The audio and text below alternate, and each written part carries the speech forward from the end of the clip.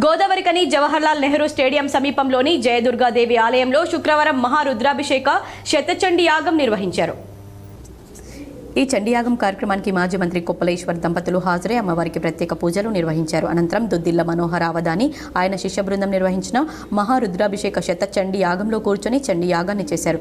ఈ సందర్భంగా వేద పండితులు మాట్లాడుతూ లోకక్షేమం కోసం జయదుర్గాదేవి ఆలయంలో గోదావరికని పట్టణంలో ఎన్నడూ జరగని విధంగా కని విని ఎరుగని రీతిలో 6 రోజుల పాటు మహారుద్రాభిషేక శతచండీ యాగం నిర్వహించడం జరుగుతుందని తెలిపారు. గోదావరి కాని ప్రాంత ప్రజల క్షేమం కోరుతూ భక్తుల యోగక్షేమం కోరుతూ ఈ యాగాన్ని చేపట్టామని వెల్లడించారు.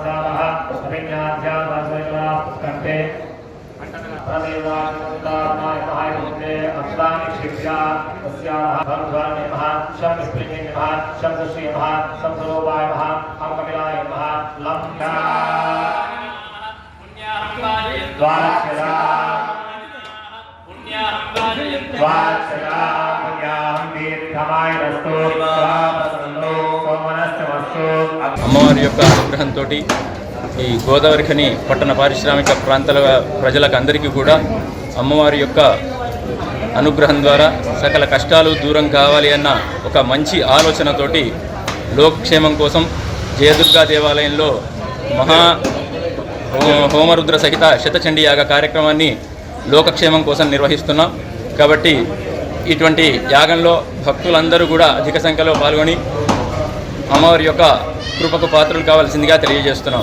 కార్యక్రమం యొక్క ఇంతకుముందుగా చెప్తున్నట్టుగానే ముఖ్య ఉద్దేశం ఏమిటి అనంటే పూర్తిగా లోకక్షేమము.